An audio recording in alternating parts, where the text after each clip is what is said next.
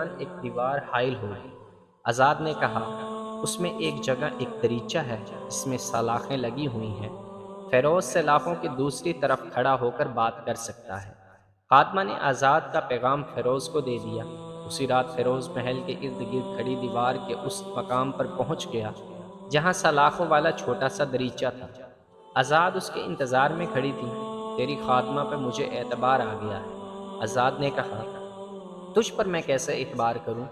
میں نہیں مانوں گی کہ تو مجھے اس وحشی سے آزاد کرانے کی سوچ رہا ہے۔ کیا تو اس وحشی کے ساتھ خوش ہے؟ فیروز نے پوچھا۔